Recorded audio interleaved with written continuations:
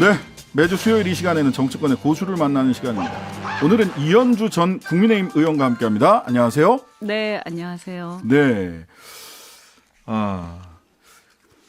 참 국민의힘 전당대회가 심란합니다. 요새. 네, 너무 예.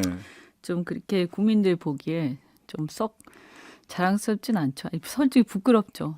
네. 자랑스럽지 않은 수준이 아니라 부끄럽다. 근데 오늘 언론에 쭉 나온 거 보니까 사실 이현주 전 의원께서도 당대표 출마를 고려했다. 그랬다가 불출마 결정을 하셨다는데 네. 고려했던 이유와 불출마 결심을 하게 된 이유가 있을 것 같아요. 그래서 이제 뭐 꼭 당선을 목표로 한다기보다도 어쨌든 뭔가 누군가 좀 이렇게 소리를 뭔가 외쳐야 되지 않냐. 네. 이 상태로 그냥 맥없이 주저앉을 수 있냐. 뭐 이런 취지고요. 네. 그런데 이제 그래서 이제 뭔가 쇄신을 막 외치고 이렇게 해서 뭔가 이렇게 그런 어떤 동력을 마련해야 되는데 제가 볼 때 그런 동력마저도 잘 안 보인다. 네. 네. 그런 어떤 흐름마저도 음. 그런 거하고 그리고 이 안에서 지금 보면요. 김기현 저 누굽니까? 안철수. 예. 그런데 사실은 안철수 후보가 이제 발사적 이익을 얻고는 있지만 네. 스스로 친윤이라고 얘기하고 있지 않아요. 네네. 그리고 안철수 후보가 그러면 예를 들어서 이 윤핵관 지금 이 1년의 이 사태 네. 전당대회를 거치면서 여기에 대해서 본인이 정확하게 어떻게 생각하는지 네. 앞으로 당의 운영을 어떻게 할 것인지 대통령과 물론 우리가 당정협이나 이런 것을 여당으로서 협력은 해야 되지만 여기서 가장 중요한 것은 뭐냐 하면 결국에는 공천과 관련해서 입법부의 공천이잖아요. 그렇죠. 그러면 상권 분립의 문제고 헌법 정신의 문제입니다. 네. 그래서 행정부의 수반이 대통령과 입법부의 구성원이 될 국회의원들에 대한 공천권을 가진 당대표가 이 과정에서 어떻게 상권 분립을 잘 지킬 수 있어야 하는가. 그러면 여기서 당대표가 중심을 잡아야 되는 거죠. 네. 그럼 나는 중심을 확실히 잡겠다. 이렇게 얘기를 해줘야 되는 거예요. 네. 사실 이것이 이슈잖아요. 네, 근데 맞습니다. 이런 얘기를 정확하게 안 하고 있죠. 네. 아니 그러지 않아도 저도 아까 뉴스 브리핑하면서 장제원 의원이 대통령과 국민의힘이 일체화되겠다 이렇게 얘기를 하고 그런 당대표를 뽑아야 된다라고 하는데 이거는 지금 헌법 정신의 삼권 분립의 정신을 부정하는 그렇죠. 네. 그런 더군다나 말이다. 이 당대표가 입법부의 구성원인 국회의원들을 공천을 예. 어쨌든 책임질 당대표 아닙니까? 네.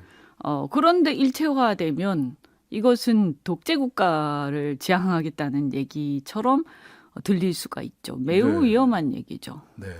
그냥 단순히 당무 개입의 문제가 아니에요. 우리 국가에 대한 문제예요. 단순히 우리 당의 문제가 아니고. 네.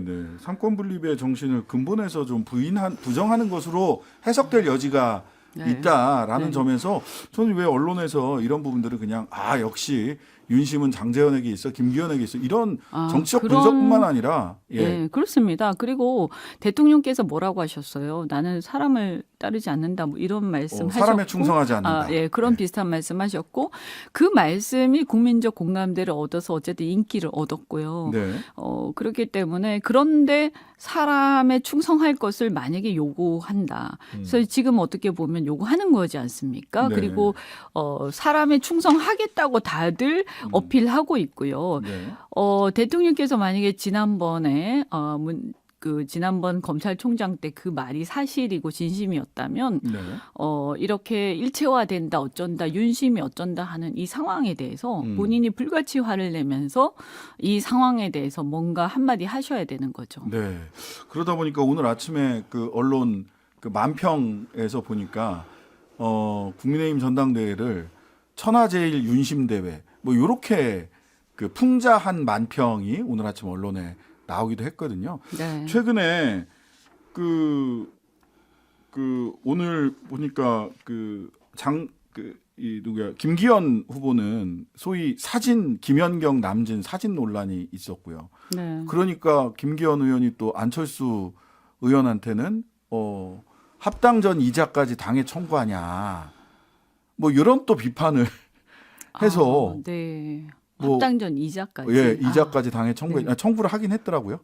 아, 그렇습니까? 예. 네. 이자 한 아, 저는 그냥 하는 얘기인가 했는데. 아니요. 2,500만 원 청구한 사실이 있고 네네. 여기에 대해서 이제 그 누구야 안철수 의원 측에서는 그거는 이자 안 받으면 잘못하면 정치자금법 위반된다. 그다음에 아니 그거는 특별 당비로 냈으면 됐지. 그걸 굳이 정치자금법 운운하면서 받으려고 하냐.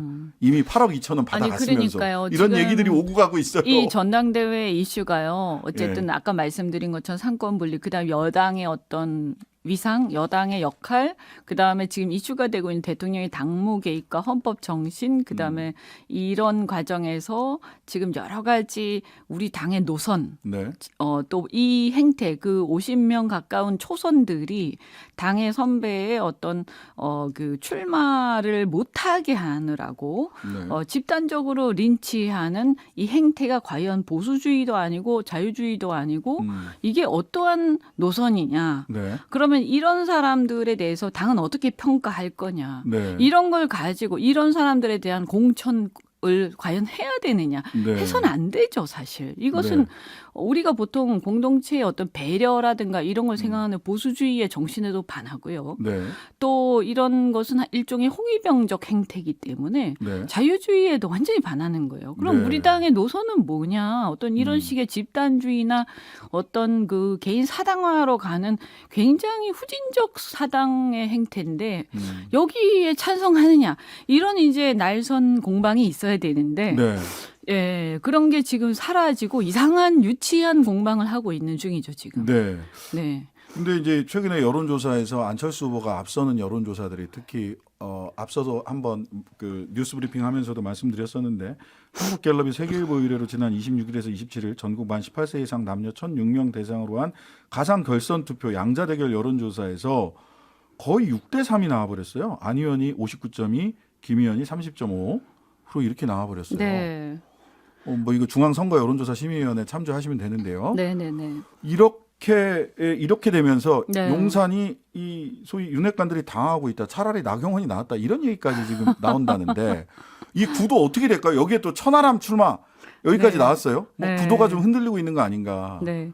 그런데 이제 이게 일종의 반사적 이익이죠. 네. 그러니까 아까 말씀드린 것처럼 사실은 안철수 후보가 분명히 하셔야 돼요. 본인의 입장을. 네. 왜냐하면 자신한테 기대하는 예를 들어서 이 당을 걱정하는 많은 당원과 지지자들이 네. 지금 지지하는 이 민심과 당심이 뭔지를 분명히 알고 자신이 거기 응답을 해야 됩니다. 네. 근데 만약에 그렇게 하지 않고 그냥 엉거주춤하게 계속 가시면 이건 또 꺼질 수가 있어요. 뒷심이 네. 없어서. 네. 그런 문제가 하나가 있고요. 반사적 이익이다. 지금 현재는. 유승민, 나경원 이 두 분들의 갔던 지지가 갈 곳을 못 찾고 그렇죠. 간 그러면서 반사적 지금의 이익이다. 어떤 예. 쌓여있는 문제의식에 대한 반발 예. 그런 것에 대한 어떤 반사적 이익인 상태인데 이걸 네. 온전히 주워 담기 위해서는 네. 그 분노와 어떤 이 문제의식을 본인이 스스로 이렇게 받아 안아야 되는 거죠. 분명히 대변해야 된다. 그렇죠. 예. 예. 근데 아직까지는 그 모습을 못 보여주고 본인 친윤 계시죠. 후보라고 얘기를 그렇죠. 스스로 하시니까. 명확하지 않죠. 예. 그러면 이제 뒤로 가면 꺼질 가능성이 있거든요. 아마도 지금 이현주 전 의원께서 말씀하시는 그런 노선을 가장 선명하게 얘기할 사람은 보니까 천하람 만약 출마 나오면? 선언을 한다면 네. 근데 보니까 뭐 가족들의 동의만 남았다 이제 이런 정도 수준의 네. 이야기들이 좀 나오고 있는데 예. 그래서 이제 그거 하나 하고 그다음에 또 하나는 문제가 뭐냐면요. 네. 국민의힘 지지층이라는 것하고 네. 이게 당원 책임 당원의 표라는 것하고요. 조금 달라요. 뭐 그렇죠 아무래도 네, 그래서 이제 그 전당대회 투표를 해보신 분들은 아시겠지만 의외로 책임당원 당원만 가지고 투표를 하면요 거의 조직표 비슷한 이 조직표 예상대로 쫙 나오거든요. 네. 그래서 예를 들면 우리가 보통 당협위원장과 그다음에 그 국회의원들 숫자 몇 명이 줄을 섰고 몇 명이 어떻게 오다를 했고 몇 명이 중립이고 몇 명이 반대다 이렇게 계산을 해가지고 얼추 계산을 하면 약간의 오차는 있지만 대충 비슷하게 흘러가거든요. 그렇죠 당내 선거는 특히 네, 그래요. 왜 그러냐면 이 책임당원이 여러 부류들이 있지만 이렇게 그 당협위원장의 이제 이 컨트롤 컨트롤이 되는 당원들과 안 되는 그냥 이렇게 약간 공중에 붕 뜬 책임 당원들이 있지 않습니까? 근데 공중에 붕 뜬 책임 당원들은 결집이 잘 안 되고 투표율이 낮아요. 네. 이런 경우에. 네. 그런데 그 컨트롤이 되는 책임 당원들은 그것이 한 20-30% 정도 되는데 퍼센트 정도 네. 되는데 네. 그분들은 거의 대부분 투표를 하시거든요. 네. 그러니까 거기서 100%한 90% 투표한다고 보고 나머지에서는 조금 한다고는 해도 굉장히 낮기 때문에 이게 결국에는 거기 안에서도 어쨌든 김기현 후보의 표는 있긴 있을 거 아닙니까? 네. 그러다 보니까 이게 상당히 어려운 이미 어느 정도. 그리고 또 하나가 뭐냐면 어쨌든 네. 대통령이 너무 지나치게 개입해버려서 네. 여기서 만약에 안 될 경우에 김기현 의원이 당대표가 안 될 경우에 레임덕이 오잖아요. 대통령에게 직접적으로 정치적 타격이 있을 수 있다. 그래 이제 당원들이 이게 분노가 있고 반발이 있지만 네. 그거는 또 어떻게 해야 되지? 이제 뭐 이 고민스럽네요. 부분에서 그래도 이건 안 돼 하는 당원도 있겠지만 네. 거기서 이제 갈등들을 하실 겁니다 아마. 아, 그런 분들이 어떤 마지막 최종적인 선택을 할 거기다 것이냐. 전당대회 때 나오신다고 하시잖아요. 그렇죠. 등장하신답니다. 이게 무언에 만약 그랬는데 나왔는데 안철수 당대표 내지는 천하람 당대표 내지는 뭐 윤상현 당대표 뭐 이런 다른 김기현 이외의 당대표가 떡하니 단상에 있으면 해상하셔야 되는 거죠. 축사 못하고 그냥 가셔야 되나요? 이런 것들을 이제 당원들은 생각을 할 것이다. 네, 그래서 아마 상당한 어떤 이 중간에 여러 가지 변수는 있지만 사실은 네네. 크게 기대하기가 쉽진 않다. 아. 반대 어떤 상황을 너무 많이 알겠습니다. 개입했다 이미. 그리고 그 최고위원 지금 당원 당규 바뀌어서 4명만 사퇴하면 비대위로 바로 넘어가죠. 그렇죠. 당대표가 최고위원들 눈치 엄청 맞습니다. 봐야 됩니다. 그래서 제가 불출마 말씀드린 것도 지금 네. 상황 자체가 이미 너무 많이 이렇게 짜여져 있어서 지금 최고위원들 라인업을 보면 네. 이미 다 짜여져 있지 않습니까? 네. 그래서 이게 어떻게 할 수가 없는 누가 만약에 다른 생각 가진 사람 되더라도 버티기가 어려운 상황인 거죠. 만에 하나 뭐 안철수 내지는 천하람 당대표가 되더라도 최고위원들 라인업이 그리고 그냥 허수아비 꼭두각시 되는 거예요. 꼭두각시. 알겠습니다. 자, SNS 보니까요.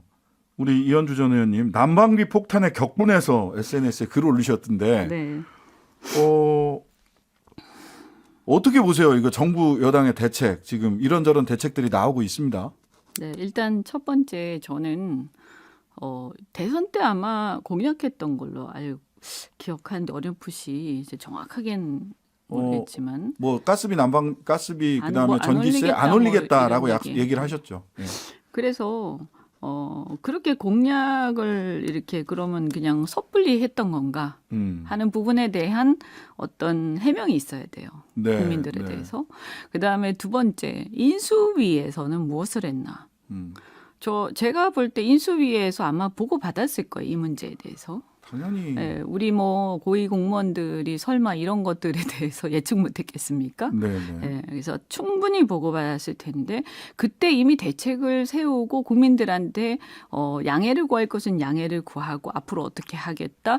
또 어떤 경우에는 사실 우리 유럽도 이번 겨울에 그랬지만 네. 우리가 좀 에너지를 좀 절약하면서 조금 감내하면서 지내자라는 설득도 좀 저는 했었어야 된다고 생각합니다. 이게 뭐 대통령이 안에 패딩 같은 거 입고 나오기도 네. 하고 네. 유럽에서는 올겨울에는 좀 우리가 이렇게 좀 대비를 해야 됩니다. 이런 얘기를 미리미리 했어요. 했었어야 예. 되는 거죠.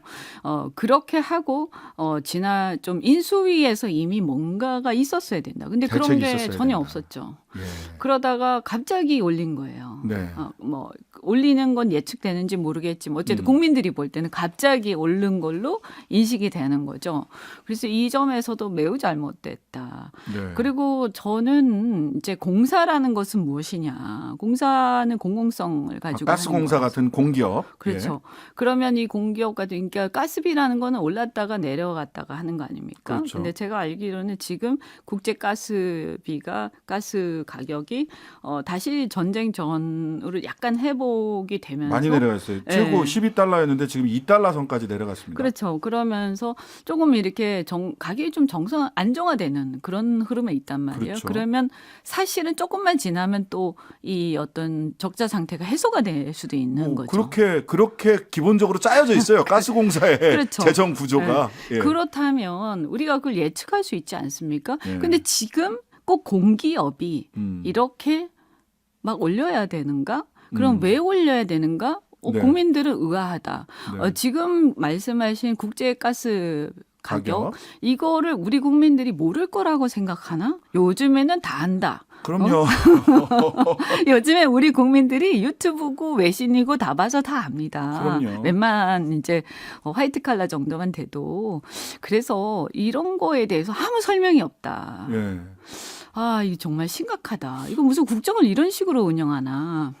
그러니까 우리 이현주 전 의원 같은 경우 전에 국회의원 되시기 전에 소위 에너지 기업에서 네. 계셨잖아요. 네. 거기서 굉장히 이게 등락이 심하죠. 원래 그쪽 원래 그런 분야는. 거죠. 네. 에너지가 등락이 그럼요. 심하고 그래서 공사가 쿠션 역할을 그럼요. 해주는 그 거고. 역할을 하는 거예요. 네. 그래서 올라갔을 때는 조금 세금이나 기금으로 좀 커버해주고 그 다음에 내려갔을 때 그것의 그 이익을 가지고 그것을 보충하고 이렇게 하라고 있는 거거든요. 네. 근데 이번에 왜 그렇게 안 하는 거지 하는 궁금증이 있는 거고요. 네. 그 다음에 또 이게 또 문제 중에 하나가 뭐냐면 국민들이 아마 산업용하고 가정용에 대한 문제. 그것 때문에 많이 화나셨어요. 왜냐 이것도 아마 해명이 필요할 거예요. 네. 그래서 올라갈 때는 국민들이 다 떠안고 내려갈 때는 아무런 그게 없다. 예, 국민들한테 혜택이 돌아오지 않아요. 그렇죠. 그러면 근데 보면 산업용은 사실은 조금 내렸어요, 최근에. 상황이 있잖아요. 예. 그래서 도대체 아니 무슨 국민들은 그냥 하라면 하고 꿇으라면 꿇고 이런 존재인가?